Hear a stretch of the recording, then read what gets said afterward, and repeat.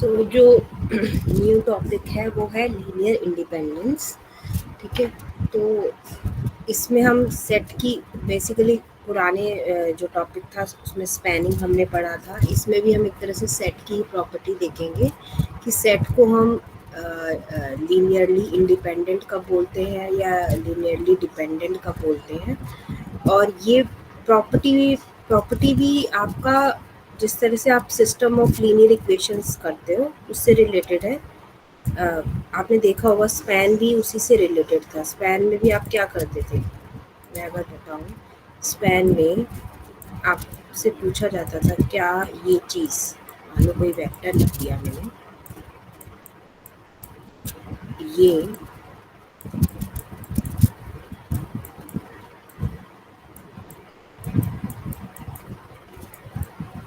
ऐसे लिखी जा सकती है, ये पूछा जाता था आपसे। ठीक है, कि इसको एज ए लीनियर कॉम्बिनेशन लिख सकते हैं हम।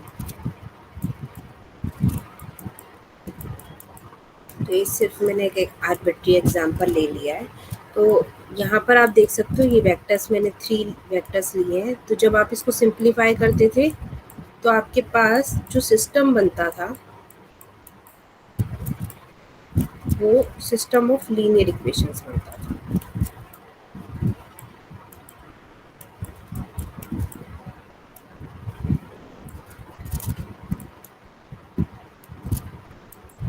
ठीक है, जो भी आ रहा है कंप्लीटली लिख रही, बस मैं आपको बता रही हूँ। यहाँ पर ये इसके इक्वल होता था, ये इसके इक्वल होता था और ये इसके इक्वल होता था।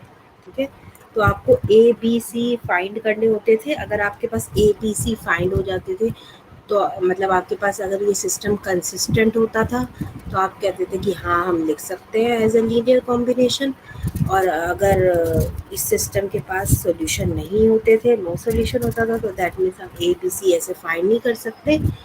और उस केस में आप बोलते थे कि हम नहीं लिख सकते। ठीक है, ऐसे लीनियर कॉम्बिनेशन में। तो बेसिकली जो भी हम ये चीज़ें कर रहे हैं ये सिस्टम ऑफ लीनियर इक्वेशन से ही रिलेटेड है। ठीक है, बस उसको हम उन चीज़ों को हम वेक्टर स्पेस में पढ़ रहे हैं। ठीक है, तो जो नेक्स्ट टॉपिक है वो भी बहुत क्लियर अभी आपको नहीं दिखाई देगा कि वो सिस्टम ऑफ लीनियर इक्वेशन से कैसे रिलेटेड है, लेकिन एक आइडिया ले सकते हैं हम कि वो भी इससे ही रिलेटेड ही है। ठीक है, तो एक बार डेफिनेशन देख लेते हैं, डेफिनेशन क्या कहती है। यहाँ तक क्लियर है बातें सारी?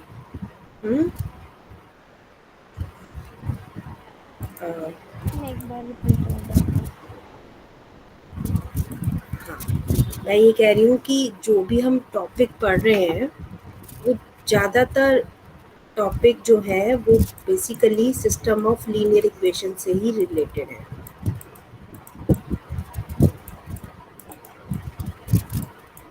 ये सारे topic system of linear equation से ही रिलेटेड है। इससे पहले भी हमने स्पैनिंग पढ़ा था, वो भी सिस्टम ऑफ लीनियर इक्वेशन से रिलेटेड था, तो वो मैंने आपको यहाँ पे बताया है कि वो कैसे रिलेटेड था। सिमिलरली जो नेक्स्ट टॉपिक भी हम पढ़ रहे हैं इंडिपेंडेंस और डिपेंडेंस, किसी सेट को लीनियरली डिपेंडेंट कब बोलेंगे, उसको लीनियरली इंडिपेंडेंट कब बोलेंगे, तो ये सब वो भी एक तरह से सिस्टम ऑफ लीनियर इक्वेशन से ही रिलेटेड है। लेकिन बहुत ज़्यादा क्लियर पिक्चर नहीं दिखाई देगी आपको कि कैसे रिलेटेड है, लेकिन एक आइडिया ले सकते हो। ठीक है, तो अभी जब मैं इंट्रोड्यूस करूँगी तो मैं आपको फिर बताती हूँ, ठीक है, कि किस तरीके से हम वर्क कर रहे हैं। तो सबसे पहले कोई भी मेरे पास फाइनाइट सेट है। ठीक है, हमने एक फाइनाइट सेट ले लिया जिसके पास वेक्टर है v1 v2 vn। ठीक है, तो इस सेट को मैं linearly dependent बोलूँगी if there exists real number a1 a2 an। इनमें से नॉट ऑल ज़ीरो का मतलब है कि सारे ज़ीरो नहीं होने चाहिए। ठीक है, इनमें से कोई ना कोई नॉन ज़ीरो हो। there exist real numbers a1 a2 an not all zero such that जब मैं a1 को b1 से मल्टीप्लाई करूँ, a2 को b2 से मल्टीप्लाई करूँ और an को bn से मल्टीप्लाई करूँ और इनका जो सम करूँ तो मेरे पास ज़ीरो वेक्टर प्रोड्यूस हो जाए। बात समझ में आ रही है? किसी सेट को हम लिनियरली डिपेंडेंट तब बोलेंगे अगर ये कंडीशन होल्ड कर रही है, ठीक है। तो बेसिकली इन्होंने बोला है कि there is non trivial combination of vector in S that equals to zero vector, ठीक है। तो इसको एग्जांपल से समझते हैं, एग्जांपल से हमें इजीली समझ में आ जाएगा कि क्या कहना चाह रही हूँ मैं। देखो, एस मैंने ले लिया,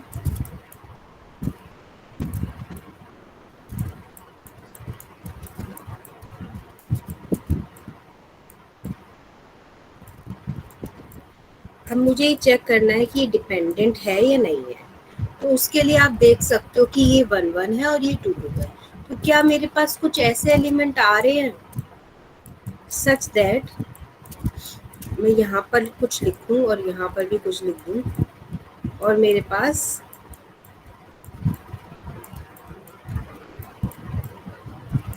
जीरो वेक्टर बन जाए। कोई ऐसा नॉन जीरो एलिमेंट आ रहे हैं A1 A2। इस केस में आपके दो वेक्टर हैं V1 और V2। बताओ मुझे, मैं पहले वेक्टर को किससे मल्टीप्लाई करूं और दूसरे वेक्टर को किससे मल्टीप्लाई करूं सच दैट मेरे पास जीरो जीरो वेक्टर बन जाए। -2 और 1।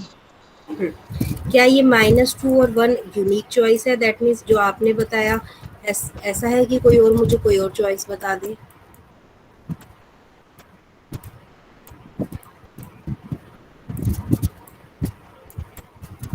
मैम 2 1 -1। हाँ, 2 and -1, गुड।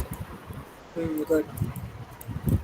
इनफैक्ट इन्हीं के ही मल्टीपल से आप काम कर सकते हो। बहुत सारे मल्टीपल, जितने भी मल्टीपल है, इनफाइनाइट मल्टीपल है, आपको पता है, तो उन्हीं से आप काम कर सकते हो। यहाँ पर 4 लिख दो,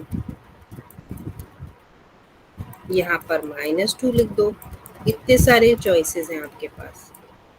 तो आपको समझ में आ रहा है ये सेट डिपेंडेंट कैसे हो गया, लिनियरली डिपेंडेंट कैसे हो गया? हम्म यस मैम। ठीक है। तो दैट मीन्स उसके एलिमेंट को यूज करके, उनका जो लीनियर कॉम्बिनेशन है उसको यूज करके हम जीरो वेक्टर प्रोड्यूस कर सकते हैं। अगर हम ऐसा कर सकते हैं तो वो डिपेंडेंट हो जाएगा। और अभी अभी आपको ये क्लियर भी होगा कि इसमें डिपेंडेंट क्यों बोल रहे हैं, ठीक है। तो अभी उतना इतना इसकी पिक्चर मुझे पता है अभी इतनी क्लियर नहीं हुई है कि डिपेंडेंट वर्ड क्यों यूज हो रहा है, लेकिन क्लियर हो जाएगी थोड़ी देर बाद, ठीक है। अब क्योंकि डिपेंडेंट आ गया वर्ड, तो आपके पास इसका एक तरह से हम इंडिपेंडेंट वर्ड भी यूज करेंगे। इंडिपेंडेंट कब बोलेंगे, ठीक है। तो ये वाली डेफिनेशन देख लेते हैं।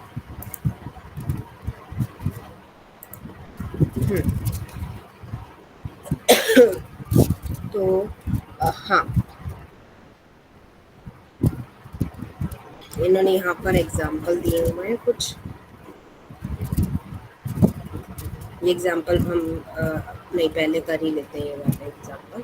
तो मुझे बताओ, R3 में लिया है इन्होंने एग्जाम्पल। पहला एग्जाम्पल S1 लिया है 2, -1, 3 और दूसरा लिया है 6, -3, 9। तो क्या इन वेक्टर्स को देखकर ही आप बता सकते हो कि ये इंडिपेंडेंट है कि डिपेंडेंट है?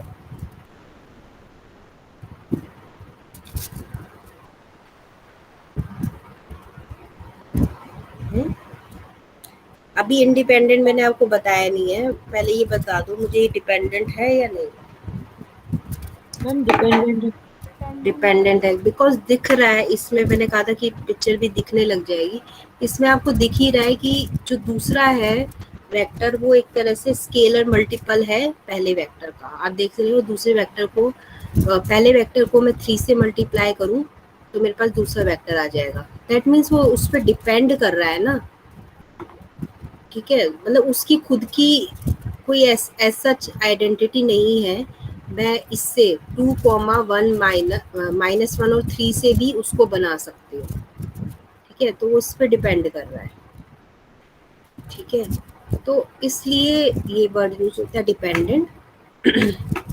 जब हम 3 वेक्टर्स ले लेते हैं तो इतना साफ नहीं दिखाई देता कि वो कैसे डिपेंड हो रहा है, लेकिन जब हम 2 वेक्टर्स में काम करते हैं तो इजीली दिखाई दे जाता है कि वो एक दूसरे के मल्टीपल हैं, तो वो डिपेंडेंट हो जाते हैं।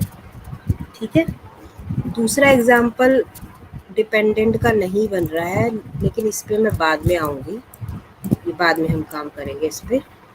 देखो ये क्या हुआ है, ये गड़बड़ हो गई है। हाँ,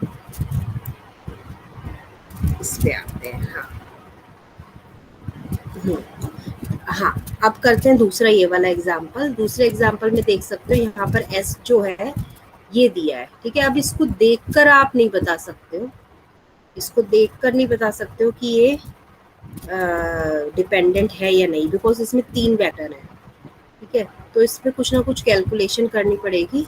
कैलकुलेशन के लिए भी मैं आपको आगे भी चीज़ें बताऊंगी, जैसे स्पैन में हमने सीखा था कि कैसे करते हैं, वैसे इसके लिए भी एक मेथड होता है, उसमें हम सीखेंगे कि कैसे करते हैं।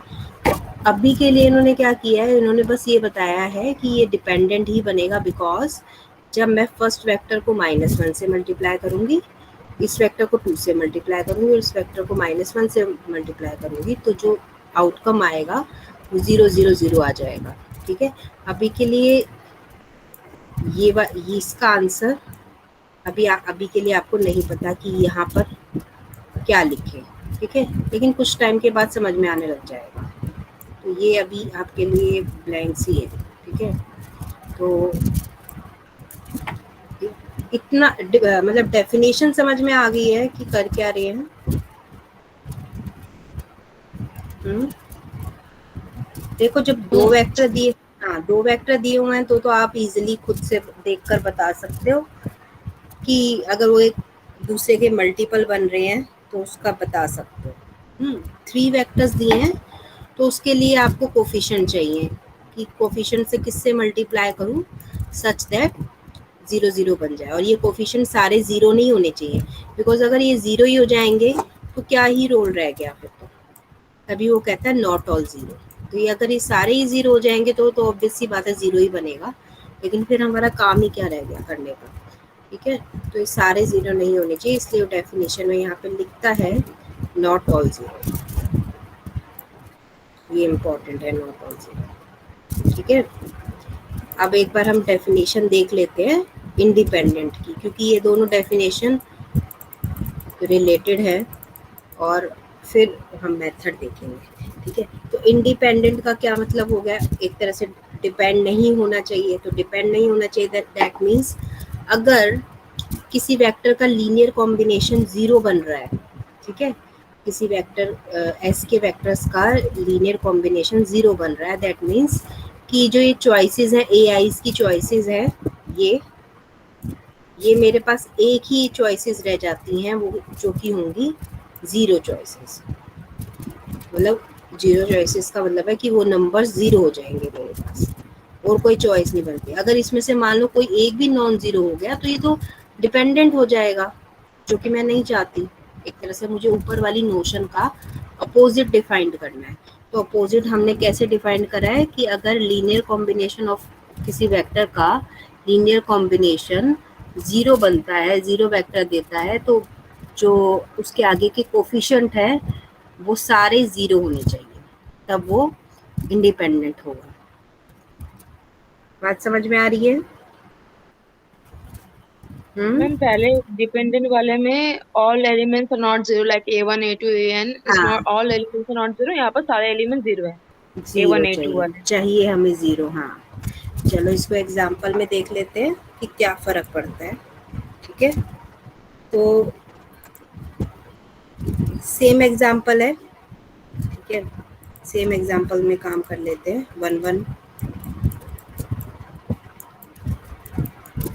और फिर मैं थोड़ा अलग एग्जाम्पल भी ले लूँगी।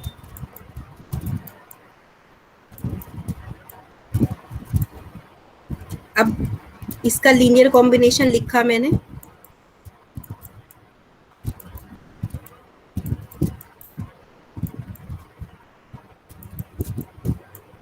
किसी ने मुझे बोला है कि चेक करो कि ये डिपेंडेंट है कि इंडिपेंडेंट है, तो अब मेरे को स्टार्ट ऐसे ही करना होता है। लीनियर कॉम्बिनेशन को इक्वेट कर दिया 0 से, ये बन गया a plus 2b, a plus 2b। That means a equals to क्या हो गया, -2b। दैट मीन्स अगर जो भी आप b चूज करोगे a उस पर डिपेंड कर रहा है, ठीक है। b आप जानबूझ के नॉन जीरो भी चूज कर सकते हो। फॉर एग्जाम्पल b आपने 1 चूज किया तो a आपका आ गया -2, ठीक है। तो ये बाय डेफिनेशन ऑफ डिपेंडेंस ये क्या बन गया, ये सेट क्या बन गया, डिपेंडेंट बन गया, ठीक है। अब मैं बताती हूँ क्या चेंज करने पे फर्क पड़ जाएगा। मैंने यहाँ पे चेंज कर दिया ये 2,3,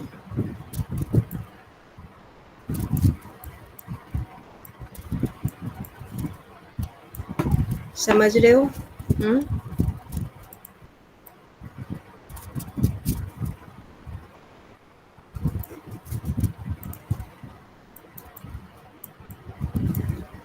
ये क्या आ गया हमारे पास, a plus 2b equals to 0, और दूसरी इक्वेशन आ गई a plus 3b equals to 0। तो इसका सॉल्यूशन क्या है सिस्टम का,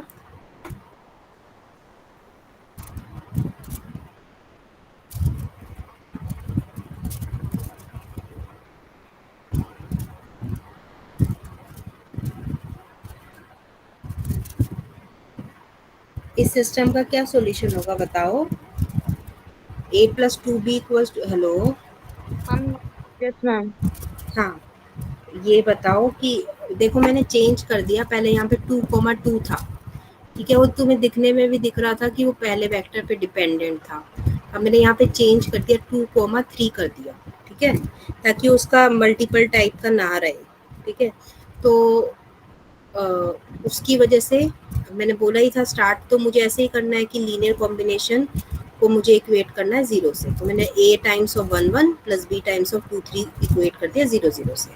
उसकी वजह से मेरे पास ये सिस्टम आया है। मुझे बताओ इस सिस्टम का सॉल्यूशन क्या है, मैम नो दिख ही रहा है सॉल्यूशन, ना? क्योंकि a इक्वल टू -2b और एक जगह और एक जगह a इक्वल टू -3 भी आएगा। नहीं नहीं, नो सॉल्यूशन b क्यों इज बोल इक्वल रहे टू हो? 0। b 0 आ गया, b अब देखो मैं बताती हूँ, जब इसको ऐसे माइनस करेंगे कैंसिल, यहाँ पे आ गया -b, b 0 आ गया, b 0 आ गया तो ऊपर वाली इक्वेशन में सब्स्टिट्यूट करो, a 0 आ गया। एक तरह से ये जैसे जो आपने होमोजीनियस करी होगी ना अभी सिस्टम ऑफ लीनियर इक्वेशन, ये वैसा है। तो यहाँ पर है तो trivial solution, that means a 0 b 0, zero solution है। ट्रिवियल से उसको मत करो, फिर तुम पूछोगे ट्रिवियल क्या है। तो आप देख सकते हो इस सिस्टम का सॉल्यूशन क्या है, जीरो सॉल्यूशन है।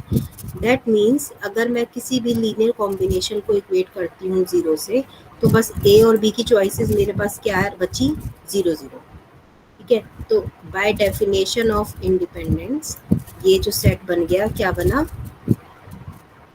Independent set, linearly independent set. बात समझ में आ रही है, डिफरेंस क्लियर हो रहा है किस तरह से। यस। पहले, हाँ, पहले ये सेट देखो समझने के लिए सिर्फ यही एग्जांपल काफ़ी है, फिर ये थोड़ा वो इसको कॉम्प्लिकेटेड करने के लिए जानबूझ के तुम्हें एग्जांपल R3 के एग्जांपल देंगे, R4 के एग्जांपल देंगे, लेकिन अभी के लिए R2 में काम करने से हमें समझ में आ जाएगा कि क्या हो रहा है, ठीक है। तो S की प्रॉपर्टी देखनी है कि क्या वो इंडिपेंडेंट है या वो डिपेंडेंट है। तो जब S में हमने देखा जब दो एलिमेंट हैं तो एक दूसरे के मल्टीपल टाइप थे, ठीक है, तो उस केस में वो डिपेंडेंट बन रहे थे, और इसमें देखा हमने एक दूसरे के मल्टीपल नहीं है तो इंडिपेंडेंट बन रहे हैं, ठीक है। इस क्राइटेरिया को आप 3 पे एक्सटेंड नहीं कर सकते हो, क्योंकि उसमें 3 में कैसे कंपैरिजन करोगे मल्टीपल या कुछ ऐसा, ठीक है। तो सिर्फ 2 में ही देख सकते हो, जब भी 2 एलिमेंट आपको दिए होंगे तो आप देख सकते हो, तब आप कह सकते हो कि डिपेंडेंट और इंडिपेंडेंट ऐसे है। वरना काम कैसे करना है मैं बताती हूँ। एस दिया है, मान लो 3 वेक्टर दिए हैं, क्योंकि 3 से भी पिक्चर क्लियर हो जाएगी। 3 वेक्टर दिए हैं, ठीक है, तो काम ऐसे करना है कि A1 B1, A2 B2, A3 B3 को इक्वेट करना है जीरो वेक्टर से। बोल्डो जीरो वेक्टर है, ये जीरो नंबर नहीं है, ठीक है। और उसके बाद देखना है जो भी तुम्हारे पास चॉइसेस बनती हैं, उसके बाद देखना है अगर ए आईज में से कोई एक भी नॉन जीरो आ जाए तो ये बन जाएगा आपका डिपेंडेंट, लीनियरली डिपेंडेंट। और अगर ए आईज सारे जीरो आ जाते हैं तो ये आपका बन जाएगा लीनियरली इंडिपेंडेंट। ठीक है।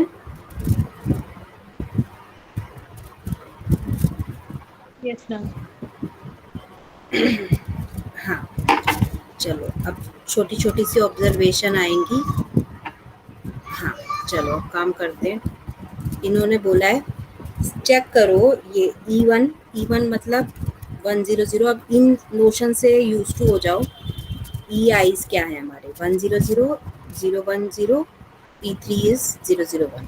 R3 में दिया है, पूछा है क्या ये इंडिपेंडेंट है या डिपेंडेंट है। चलो ये करके देखते हैं। तो एस ले लिया मैंने 1 0 0 0 0 0 1, ठीक है। और इसको चेक करना है कि इंडिपेंडेंट है या नहीं। तो A टाइम्स 1 0 0, वो आपकी मर्जी है। आप मैं ABC में काम करती हूँ, ठीक है। वो आपकी मर्जी है, आपको A1 A2 A3 में काम करना है तो इससे कोई फर्क नहीं पड़ता।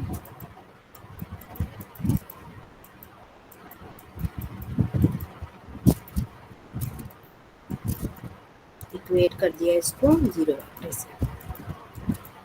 राइट हैंड साइड क्या बन जाएगा, ओ सॉरी लेफ्ट हैंड साइड क्या बन जाएगा। ये ये ये फर्स्ट स्टेप है चेक करने के लिए कि डिपेंडेंट है या इंडिपेंडेंट। उसके बाद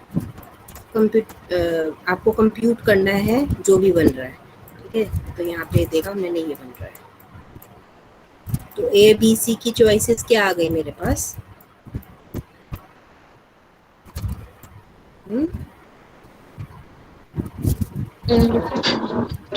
तीनों जीरो हो गए, तो तीनों जीरो हो जाएंगे तो क्या बनेगा ये सेट। Independent, linear independent. हाँ, ठीक है। तो ये LI सेट बन गया, ठीक है।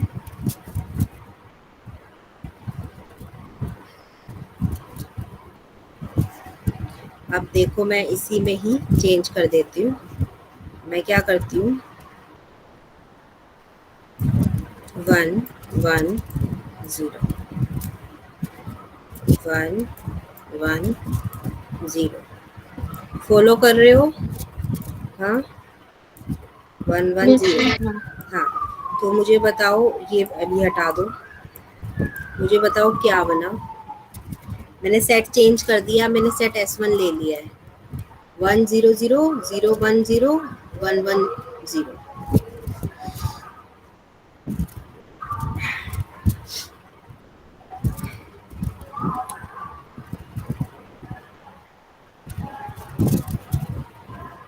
तो फर्स्ट इसको जब ये आएगा हमारे पास A प्लस सी, दूसरा बनेगा हमारे पास B प्लस सी, और थर्ड एलिमेंट विल बी 0, है ना।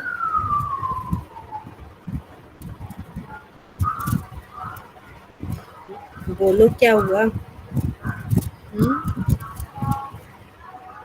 बताओ ठीक लिखा है मैंने। Yes ma'am. इसको इक्वेट करेंगे 0 से तो मेरे पास क्या बना A plus C equals to 0 और B plus C equals to 0। अब इसमें नोट करो आपके पास ये खुद चल के नहीं आया। जैसे यहाँ पे देखो कितना ज़्यादा अपने आप ही वो बोल रहा था कि A 0 हो गया, B 0 हो गया, C 0 हो गया, ठीक है। यहाँ पर ऐसा नहीं हुआ, A plus C 0 B plus C 0 ऐसे बोल रहे हैं।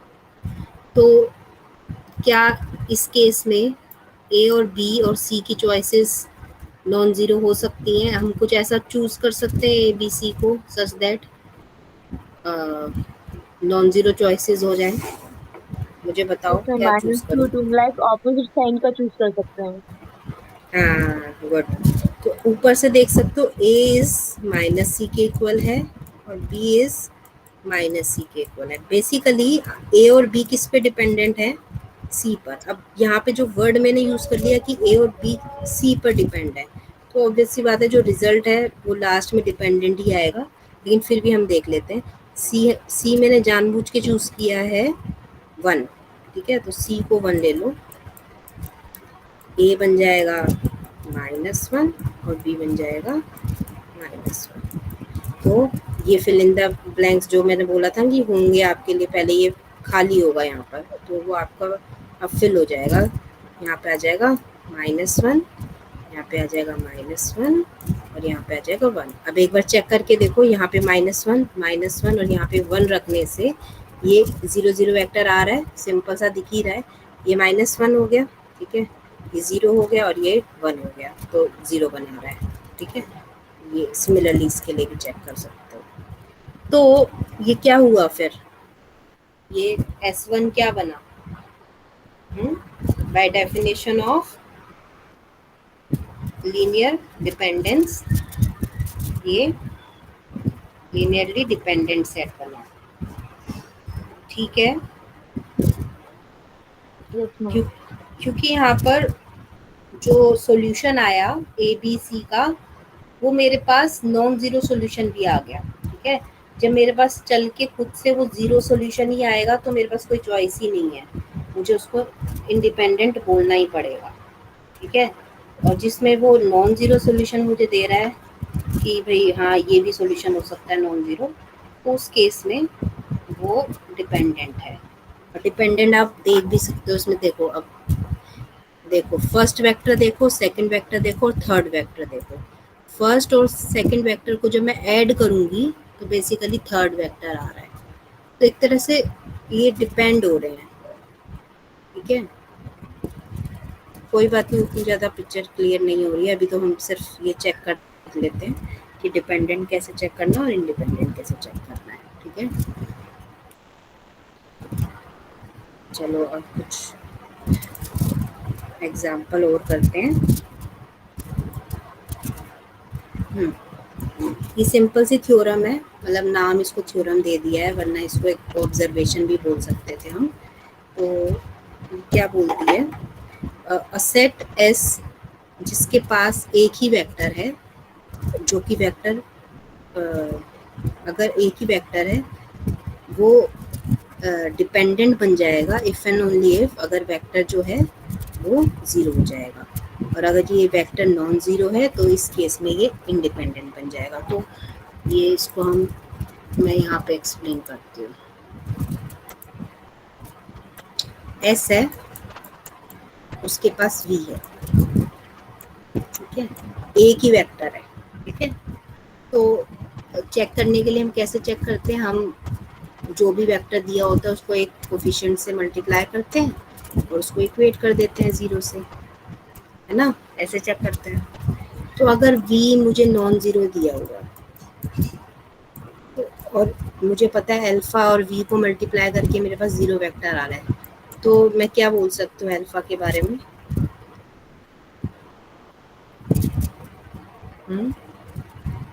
Alpha equals to 0। हाँ, अल्फ़ा को 0 ही होना पड़ेगा। और इस चीज़ के अल्फ़ा के 0 होने से डेफिनेशन कौन सी वाली सेटिस्फाई हो गई? इंडिपेंडेंट की डेफिनेशन सेटिस्फाई हुई है कि डिपेंडेंट वाली हुई है? Coefficient independent. 0 आ गया, इंडिपेंडेंट। इंडिपेंडेंट, तो this is L I. That means अगर अंदर वाला वेक्टर नॉन ज़ीरो है, एक ही वेक्टर गिवन हो और अंदर वाला जो वेक्टर हो ये नॉन ज़ीरो हो, तो उस केस में जो एस होता है वो एल आई सेट बनता है, ठीक है।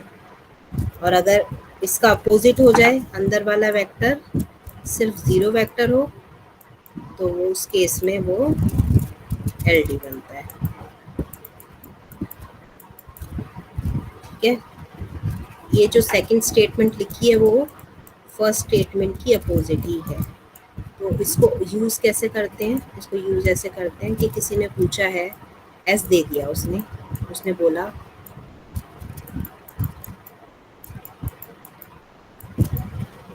क्या ये सेट इंडिपेंडेंट है कि डिपेंडेंट है? तो आप देख सकते डिपेंडेंट कि इंडिपेंडेंट। इंडिपेंडेंट। हाँ हाँ, तो ये मैं लिख देती हूँ क्योंकि ये साउंड एक जैसे से करते हैं। तो ये इंडिपेंडेंट है बिकॉज क्योंकि ये नॉन ज़ीरो वेक्टर है। अगर मैंने एस को किसी ने पूछा कि ये वेक्टर बताओ, ये सेट बताओ, तो उस केस में आंसर आपका क्या होगा? ये डिपेंडेंट है। क्योंकि ऐसा क्यों है? क्योंकि इसको मैं किसी भी नॉन ज़ीरो नंबर से मल्टीप्लाई करूं, मेरे पास ज़ीरो वेक्टर प्रोड्यूस हो ही जाएगा। एस के किसी वेक्टर को मैं नॉन ज़ीरो वेक्टर से मल्टीप्लाई करूं तो मेरे पास ज़ीरो ही प्रोड्यूस हो रहा है, इसलिए ये LD है। लेकिन इसमें नहीं हो सकता ऐसा, इसमें मैं किसी से मल्टीप्लाई करूंगी तो वो वेक्टर, तो वो स्केलर को ज़ीरो ही होना पड़ेगा। This is zero vector bold है। ठीक है, तो डिफरेंस, ये छोटी सी ऑब्जर्वेशन थी, उसने उसको नाम बस थ्योरम का दे दिया है। तो ठीक है, क्लियर है ये। तो इसीलिए उसने बोला कि जो S1 है इसके पास सिर्फ एक वेक्टर है तो ये इंडिपेंडेंट है विच इज़ नॉन ज़ीरो, और इसके पास S2 के पास भी एक ही वेक्टर है लेकिन ज़ीरो वेक्टर है, तो इसलिए ये डिपेंडेंट है। ठीक है।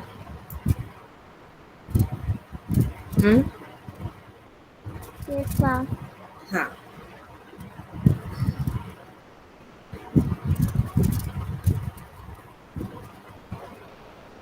चलो ये दोनों थ्योरम कल करते हैं, अभी एक बस ये वाले क्वेश्चन को करके हम एंड करते हैं। ठीक है, तो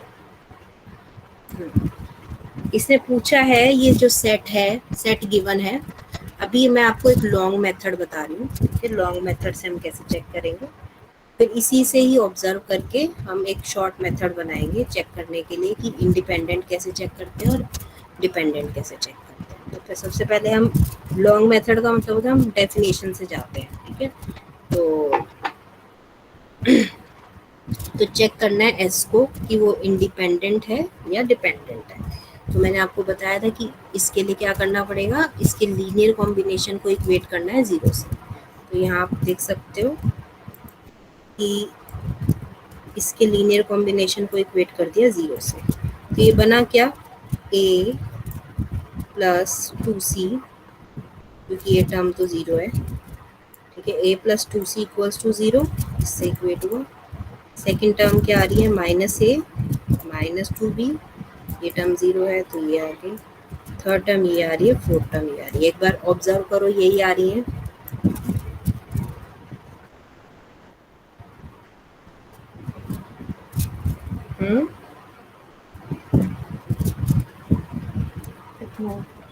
Yes. हाँ हाँ, तो अब मेरे पास मुझे ABC की वैल्यू निकालनी है। ठीक है, अभी मैंने एक छोटा सा क्वेश्चन किया था, उसमें तुमने आसानी से ये किया था ना, इधर उसमें देखो ये सिस्टम बना था a plus C equals to zero, b plus C equals to zero, और उसमें तुमने आसानी से बता दिया था कि c को ये ले लो तो a और b की चॉइसेस ये आ जाएंगी और ये मतलब सॉल्यूशन इसका आ जाएगा इस तरीके से कि ये डिपेंडेंट बन रहा है, नॉन ज़ीरो सॉल्यूशन आ रहा है। अब इसमें थोड़ा सा ये जो सिस्टम ऑफ इक्वेशंस हैं, ये मुझे इसमें क्या हो गया है, थोड़ा सा कॉम्प्लिकेटेड लग रहा है। हालांकि इसको भी तुम कर लोगे, इसमें कोई दिक्कत नहीं है। इसमें a equals to minus 2c हो गया, देन यहाँ पर a दिख रहा है b पे डिपेंड आ रहा है, यहाँ पे b c पे डिपेंड आ रहा है थर्ड वाली में, फिर फोर्थ वाली में a और c में कोई रिलेशन है। लेकिन इसको भी कर सकते हो, ऐसा वो नहीं है, लेकिन इसको हम करेंगे जो मेथड अभी हमने सीखा है। ठीक है, ग्रेजुएशन में हमने सीखा है, तो उसमें हमने क्या मेथड सीखा है, ये आई थिंक ये मैम ने तुम्हें बताया होगा कि हम इसको ऑगमेंटेड मैट्रिक्स में लिख लेते हैं। तो ऑगमेंटेड मैट्रिक्स में हम कैसे लिखते हैं इसको, देखो यहाँ पर ए का कोफिशिएंट 1 है, बी का कोफिशिएंट 0 है, सी का कोफिशिएंट 2 है। ठीक है, यहाँ पर ए का कोफिशिएंट -1 है, बी का कोफिशिएंट -2 है और सी का कोफिशिएंट 0 है। ठीक है, सिमिलरली ये लिखा और ये लिखा। ये मैम ने तुम्हें बताया होगा कि इस तरह से हम कोफिशिएंट को यूज़ करके ये वाली मैट्रिक्स बनाते हैं। ठीक है, दूसरी जो इस साइड जो आती है, जो ये बार के इस साइड जो आती है, ये वाले नंबर्स होते हैं। तो ये वाले नंबर्स मैंने लिख दिए। ठीक है,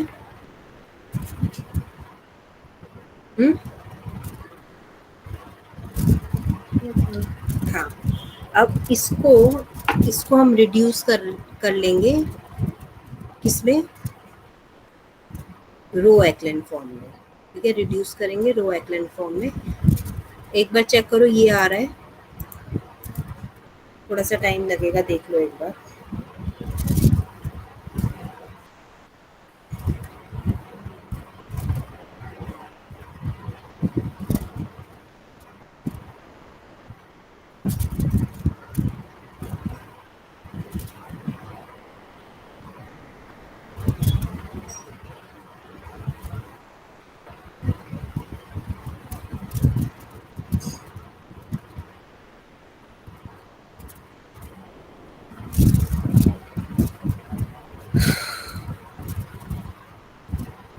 अभी आपको ये लॉन्ग लग रहा है, फिर मैं इसका एक शॉर्टकट मेथड भी बताऊंगी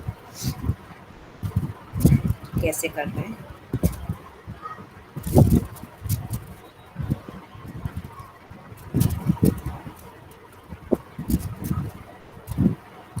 रो रिड्यूस एक्लन फॉर्म में आपको चेंज करना आना चाहिए, वो हर जगह यूज़ हो रहा है।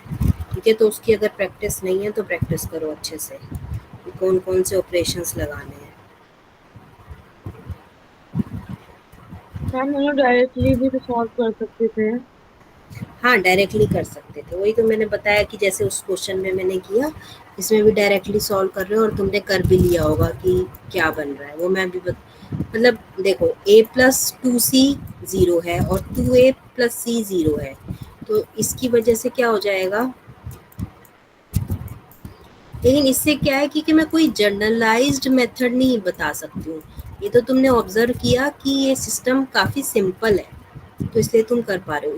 इस सिस्टम को सॉल्व करो, मैंने पहली इक्वेशन ले ली और दूसरी इक्वेशन ले ली। इस सिस्टम को जब आप सॉल्व करोगे तो आप नोट करोगे कि ए भी 0 आ जाएगा और बी भी 0 आ जाएगा और सी भी 0 आ जाएगा। ठीक है, और दूसरी इक्वेशन को यूज़ कर लोगे, उसमें ए को 0 सब्स्टिट्यूट करोगे तो बी भी 0 आ जाएगा। बेसिकली ए बी सी 0 आ गए। ठीक है, लेकिन ये तो तब है जब आपके पास ये जो इक्वेशंस हैं ये काफ़ी सिंपल है, जो कि इस केस में थी। ठीक है, इसलिए आपने इसको सॉल्व कर लिया। लेकिन अभी के लिए हम यही मेथड सीख रहे हैं कि इसको हमने इस तरीके से लिखा मैट्रिक्स फॉर्म में, इसको हमने मैट्रिक्स फॉर्म में लिखा, उस मैट्रिक्स को मैंने चेंज किया रो रिड्यूस एक्लन फॉर्म में।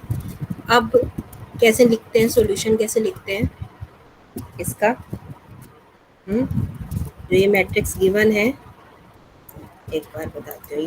ये मैट्रिक्स है, इसको मल्टीप्लाई किससे करते हैं, जो हमारे कोफिशिएंट होते हैं, जो हमारा वेरिएबल होते हैं, जो कि इस केस में है ए बी सी, ये वाली मैट्रिक्स है। ठीक है, और इसको इक्वेट करते हैं इस साइड से, जो कि क्या है 0 0।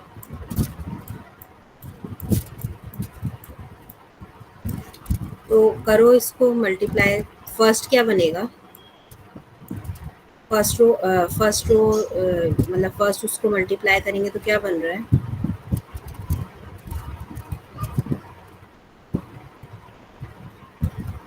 सिर्फ मैंने तुम्हें एक काम दिया है, ये मैं मेथड एक्सप्लेन कर रही हूँ, लेकिन मैंने तुम्हें सिर्फ ये काम दिया है कि इस सिस्टम को सॉल्व करो, और इस सिस्टम को सॉल्व करो उस मेथड से जो आपने ग्रेजुएशन में सीखा है, ताकि उसकी प्रैक्टिस हो जाए। हालांकि ये सिस्टम देखकर भी सॉल्व हो रहा है, क्योंकि यहाँ पर और यहाँ पर सेम वेरिएबल यूज़ हो रहा है, उसकी वजह से आप ए और सी की वैल्यू निकाल लोगे और यहाँ यूज़ करके बी की वैल्यू निकाल लोगे।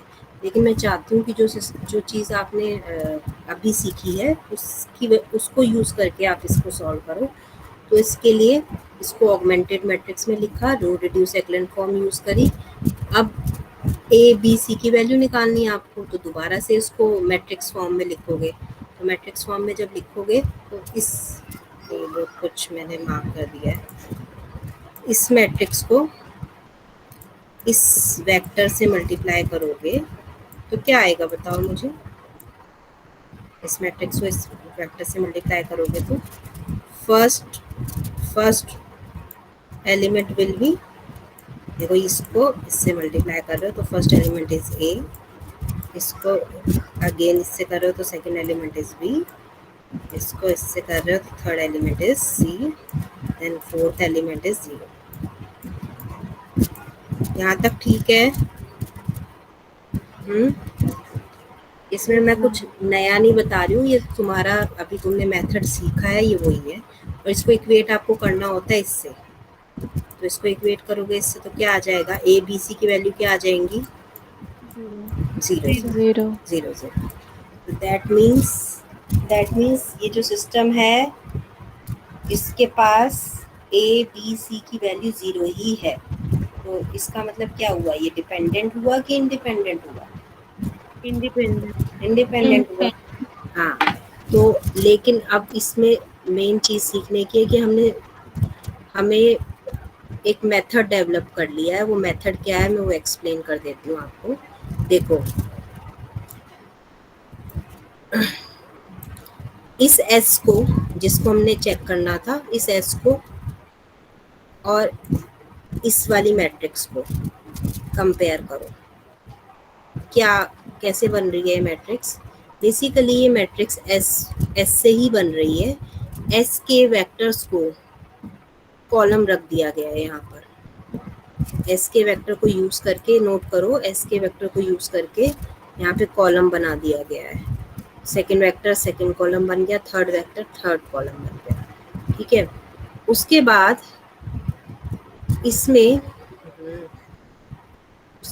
इसमें आप देख सकते हो रो रिड्यूस एक्लन फॉर्म ही लगाई है। और यहाँ पर जो भी फर्स्ट नॉन जीरो एलिमेंट था, फर्स्ट नॉन जीरो एलिमेंट को हम पाइवेट एलिमेंट बोलते हैं। तो फर्स्ट नॉन जीरो एलिमेंट को हर एक रो के फर्स्ट नॉन जीरो एलिमेंट को बॉक्स किया गया है, ठीक है। तो अगर ये पाइवेट एलिमेंट उतने ही आ जाएं जितने आपके कॉलम हैं, ठीक है, तो उस केस में ऑब्वियस सी बात है ए बी सी को 0 ही होना पड़ेगा, ठीक है। तो उस केस में इंडिपेंडेंट बन गया। और अगर उतने ना आए तो उस केस में ये डिपेंडेंट बन गया। तो ये मेथड हमने जनरलाइज करा। अगर इससे आप जनरलाइज नहीं कर पा रहे तो कोई बात नहीं, इसको हम एज अ स्टेटमेंट देख लेते हैं। तो यहाँ पर आप देख सकते हो, इसने बोला है form the matrix A by using the vector S as a column of A, ठीक है। अभी मैं इसमें एक्सप्लेन करती हूँ। फिर उसके बाद बोला है row reduce A to obtain B the reduce row echelon form of A, ठीक है। तो रिड्यूस रो एक्लन फॉर्म में इसको रिड्यूस करना है। उसके बाद if there is a pivot in every column of B, अगर हर एक एलिमेंट में पाइवट एलिमेंट है तो ये इंडिपेंडेंट है, अदरवाइज ये डिपेंडेंट है। फॉर एग्जाम्पल S1 को देखते हैं, बस मैं अभी फिनिश कर रही हूँ।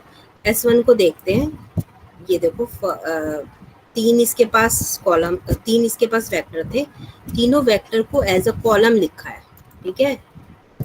तो यहाँ पर ये ध्यान रखना एज अ कॉलम लिखना है, ठीक है, क्योंकि बच्चों ने स्पैनिंग करी होती है। स्पैनिंग में एज अ रो लिखना होता है, इसमें एज अ कॉलम लिखना है, ये याद रखना है। ये सेकेंड कॉलम, ये थर्ड कॉलम। उसके बाद आपकी काम आएगी आपकी रो रिड्यूस एक्लन फॉर्म की प्रैक्टिस। अगर वो प्रैक्टिस आपकी अच्छी है तो आपने इसको रो रिड्यूस कर देना है एक्लन फॉर्म में, और आपके पास इस तरह की मैट्रिक्स आ जाएगी। जो भी लास्ट में मैट्रिक्स आ गई है एक्लन फॉर्म, उसमें आपको क्या करना है, पाइवट एलिमेंट को बॉक्स करना है। तो यहाँ पे आप देख सकते हो पाइवट एलिमेंट को बॉक्स किया है। अगर ये पाइवट एलिमेंट हमारे पास हर एक कॉलम में प्रेजेंट है तो उस केस में हम इसको इंडिपेंडेंट बोलेंगे। अगर ये हर एक कॉलम में प्रेजेंट नहीं है तो उस केस में हम इसको डिपेंडेंट बोलेंगे। बात समझ में आ रही है? तो इसकी प्रैक्टिस हम कल करेंगे वैसे, लेकिन ये मैंने बता दिया है। ठीक है। Yes ma'am. चलो अब अटेंडेंस ले लेते हैं, लेकिन इसको भूलना मत, कल मैं इसको बता दूंगी, इसी मेथड से स्टार्ट करेंगे। ठीक है मैम, हाँ ma'am recording of June 1 is not there. हाँ, जून 1 का ये प्रॉब्लम थी कि वो ढंग से तो हुई नहीं थी, फिर उसके बाद मैंने रिपीट भी किया था। जून 2 को मैंने उसी सेम चीज़ को रिपीट भी कर दिया था ना, तो इसलिए मैंने जून 1 की डाली नहीं है। वो ढंग से उसमें कुछ भी नहीं दिखेगा, वो टाइम वेस्ट टाइप का ही होगी रिकॉर्डिंग। कर दूंगी अगर मैं पोस्ट तुम्हें चाहिए तो उसमें कर दूंगी अपलोड। हाँ चलो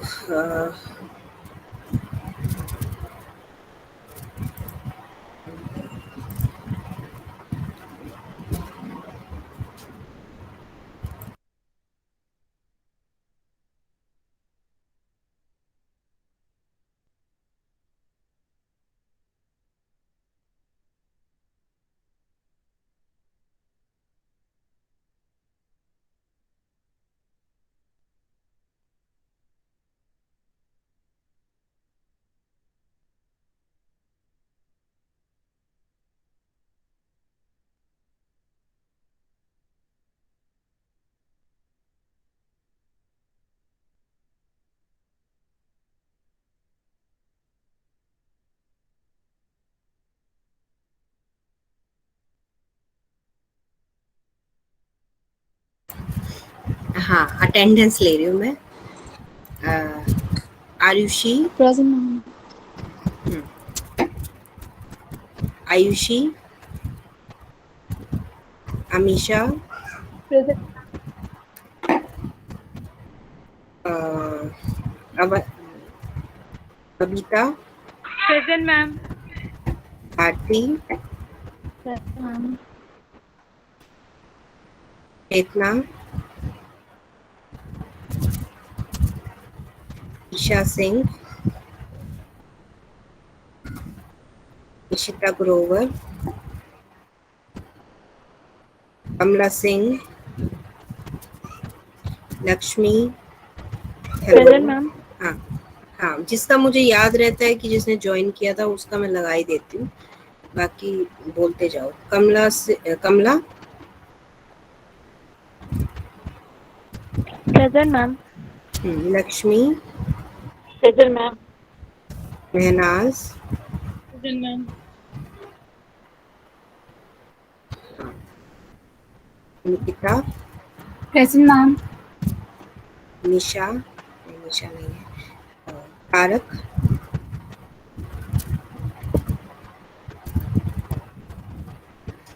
परिभा, Paribha, oh sorry Payal, present ma'am. Preeti, Punita, Rama, Present, ma'am.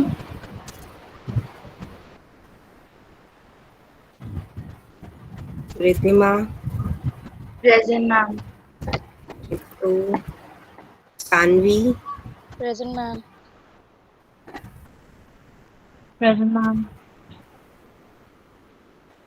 Shivani, Sanvi, am I saying Sanvi? हाँ सानवी का तो प्रेजेंट लग गई है। Shweta, present ma'am. Smriti, present. हाँ present ma'am. Sonal, Present, ma'am. Vidita, Sudha, present ma'am. Supriya, Can you hear me, ma'am? हाँ हाँ, कौन बोल रहा है? सुप्रिया बोल रही है। हाँ, चैट बॉक्स में लिख देना अगर नहीं आ रही तो, आवाज नहीं आ रही मुझे। Vaibhavi, Vaishali, Present, ma'am. वत्सला, Present, ma'am. दूषी, Present, ma'am. वृंदा, यशवी, सोनल, Present, ma'am. दीपाली, प्रिया, Present, ma'am. Shambhavi, Present, ma'am. करुणा, जया, Present, ma'am. शिविका, Present, ma'am. Vinita. Present, ma'am. ठीक है, किसी की रहती है क्या? चलो ठीक है, आई थिंक टाइम भी हो गया है। हाँ, चलो कल मिलते हैं। हाँ ठीक है, ओके। Thank you.